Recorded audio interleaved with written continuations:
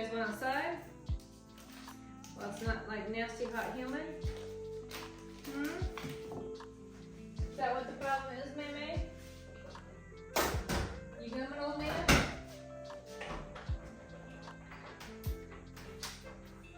There you go. You going, old man? Come on.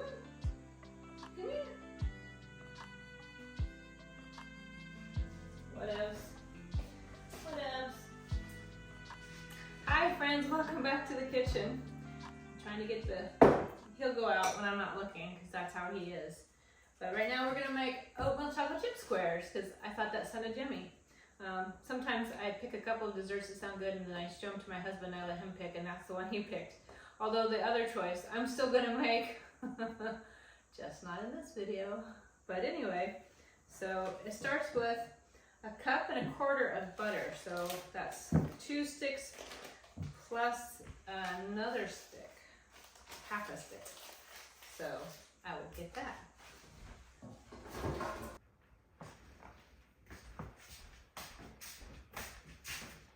All right, here's our other 1/4 cup. And I'm gonna microwave these so that they're a little bit soft. There's our 1.25 cups of butter. Everything good starts with butter. I mean, hello. Hopefully my bowl's big enough for everything I'm gonna put in here. We'll find out. So I'm gonna start with the sugar. It uses just brown sugar, no regular sugar. And I'm using dark brown sugar, and it calls for 1.25 cups. Or excuse me, 1.5 cups. Read my recipe. So 1/2 cup measure. I'm gonna need 3 scoops.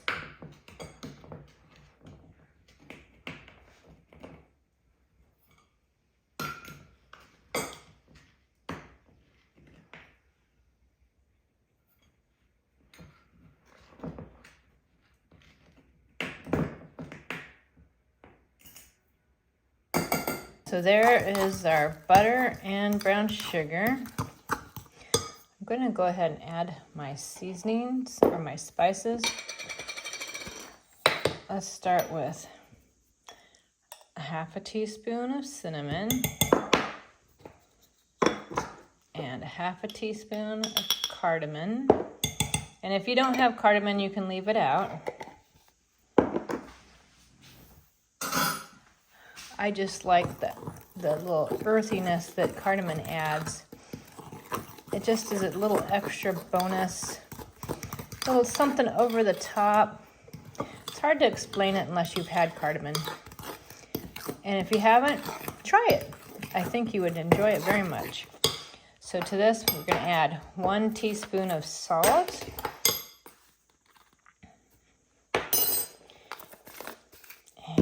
Teaspoon of baking soda, or this is baking powder, or nope, this is baking soda.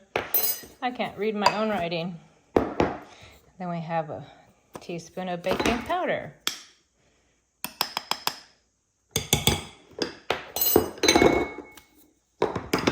And last, a teaspoon of vanilla. Mix this all in here. Now, 2 eggs. If this will call for chocolate chips, I'm using dark chocolate chips, but you can use milk chocolate, you can use semi-sweet, you could use butterscotch, you could use peanut butter chips, you could use white chocolate chips. Whatever chips sound good to you, or you have on hand. Or you know what else you could do is maybe even, I'm not sure how it would come out, but I would try it. M&M's. 2 cups of flour and 1.5 cups of oatmeal. 2.5 cups of oatmeal and 2 cups of flour? Wow. Well, we'll see about that. So I'm going to start with the oatmeal, which I don't think this is going to be a large enough bowl. I'm going to change bowls. Here we go. I'm going to get out my jumbo bowl. The jumbo bowl. So I would recommend, if you make this recipe, get the largest mixing bowl you have, because with that much flour and oats, you're gonna need it. So we'll set that off because I might want to use that again. All right, now back to the oats.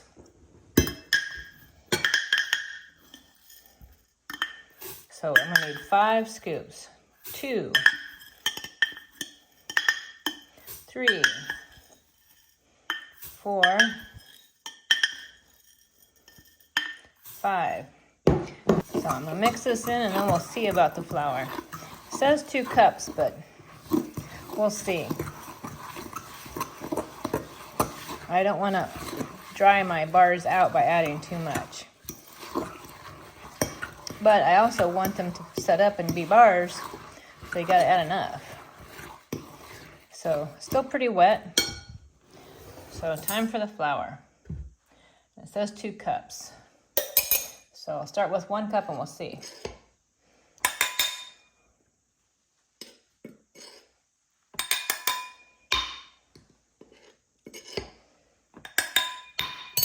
So there's 1 cup.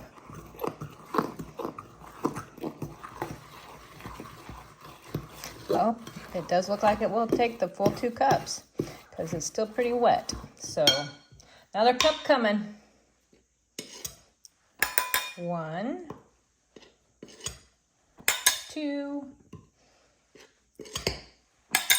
3. There we go. We added another cup, so we've got 2 full cups of flours in here. We have all the flour, all the oats. Now I'm going to spread half of it into my 9x13. So let's split half of this into the 9x13.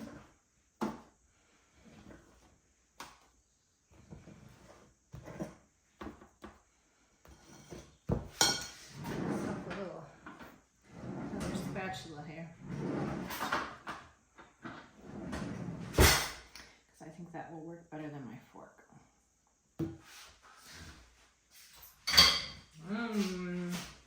Gonna be tasty. So this is a 9x13. I've sprayed it, which is kind of why it wants to be sticky when I'm trying to spread this out.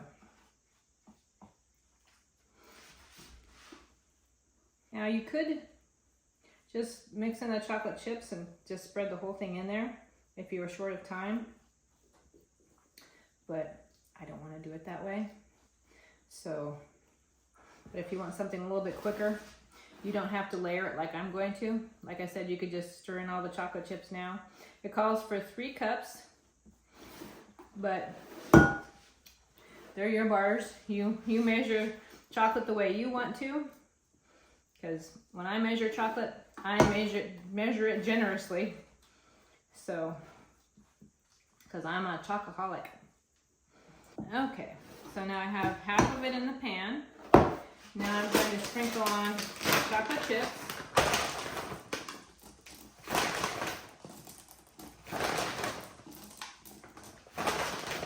And honestly, I don't know how much is in here. I'm just going to eyeball how much I want in the pan. Because they're my bars and I like chocolate.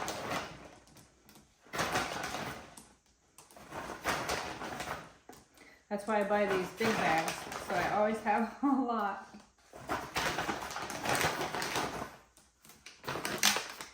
There we go. I'm going to kind of smush them in a little bit. Now, to the remaining batter, I'm going to add some more chocolate chips. And then I'll spread it on top. Let's see, is that enough? I think that's going to be enough.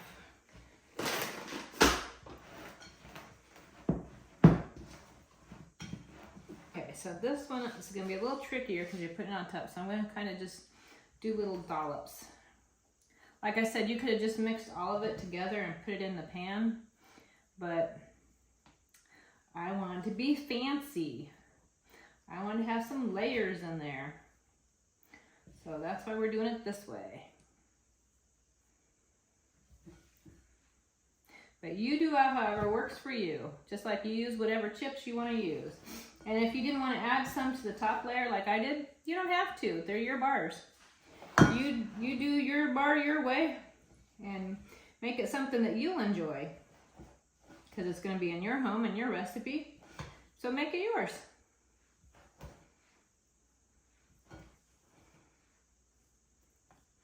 And then once I get all these dolloped on there, I'll try and connect them. Try and connect them to each other to make that top layer.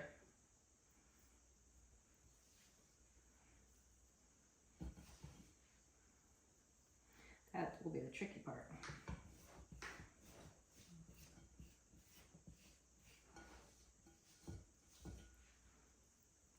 All right, let's see what we can do to connect these together, because we want to kind of hide that little chocolate layer in there as kind of a surprise. This makes a 9 by 13. I'm sure you could cut the recipe in half quite easily and just make it 8 by 8 if you didn't want to have the big pan. Or if you wanted to have 2 small pans, you could have one now, put the other one in the freezer and have it later. Or share it with a friend. Keep one at home, take one to a friend. However you want to do it. Now as it bakes, it's going to spread anyway and kind of help cover some of that stuff up. And that's perfectly fine. It's getting a little less covered up over here on this side. But I'm not going to complain, it will still be tasty. There we go. So bake this in a 350-degree oven, and honestly I'm not quite sure how long, so I'll let you know. There they are, fresh out of the oven. I wish you could smell them. So I baked them about 15 minutes at 350, and then I rotated the pan 180 degrees and baked it for another 12 minutes. They're still going to be a little bit soft in the middle, but I want them to set up, because I don't want to bake them too much longer or they'd just be dry, crusty critters. So this way they'll cool a little bit, and then later I can cut them and we'll have some tea time and a nice little chat.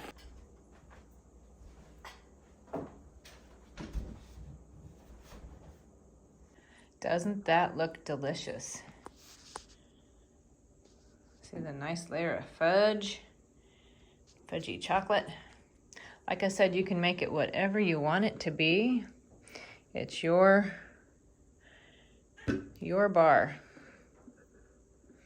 Going to have some coconut cacao this time. It's chocolate cocoa beans flavored with some coconut. That's my new little mug, isn't it cute? Well, let's see how a bite is. Look at that.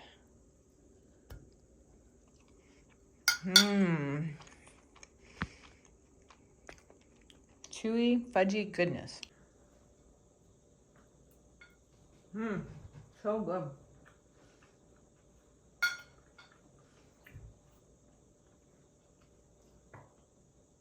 You could probably add some nuts if you wanted to, but it doesn't need them. I was thinking about, because I'll let you probably already know the secret, but I love food, especially desserts. That's probably my biggest weakness and one of my biggest temptations. Because, I mean, who can resist chocolate? It's so amazing. But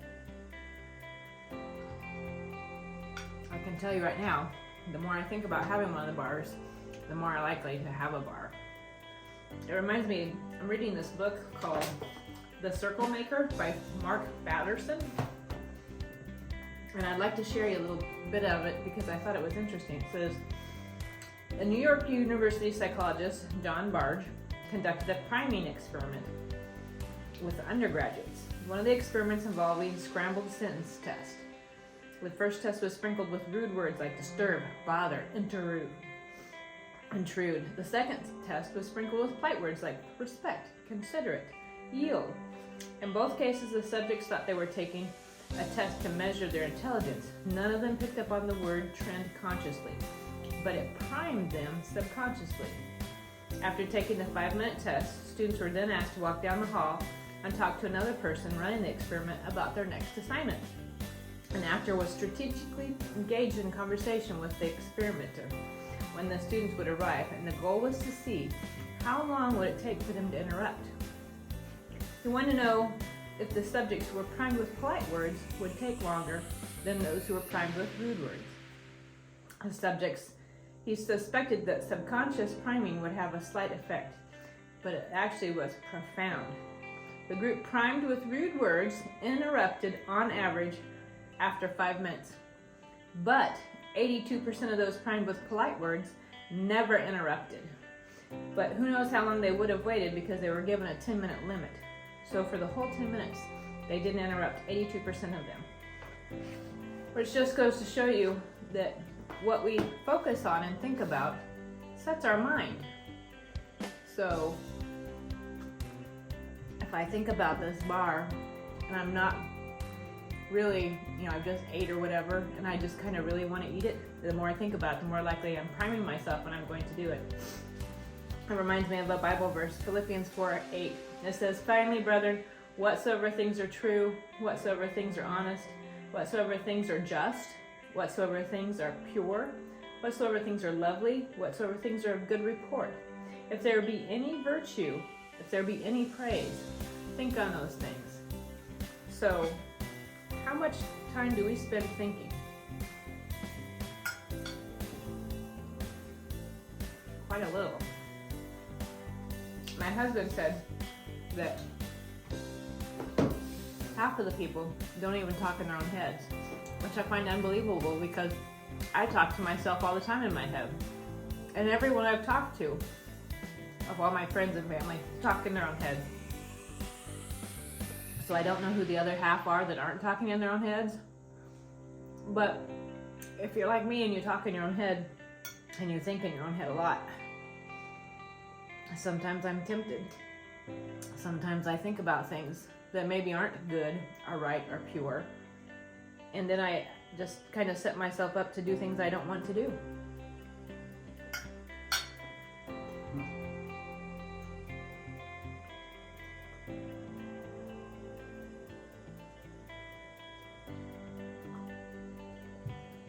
But when it's tea time like this, when I know I've waited specifically, this is a good thing. But that's just it. We are given the opportunity to know what is good and what is not, and to think on what is good, and to think on what is right. And it makes a difference, obviously. And I would rather be part of the 82% that does what's right and moral and just. And sometimes it's hard. It goes against our nature. It goes against things that we want to do. Especially in this day and age, everything is about, treat yourself, indulge.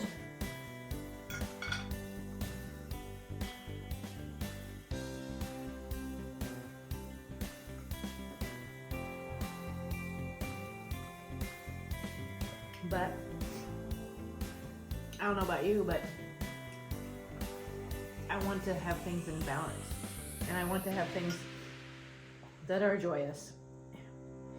And I still can have my delicious oatmeal bars. I just can't live on them and have them all the time. They can't be my substance. They're a treat.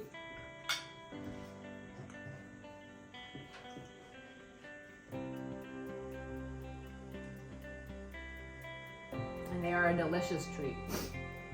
So I hope, my friends, that you go out and you think about things that are good and right and pure and true, and that they make you feel better about the world around you and yourself.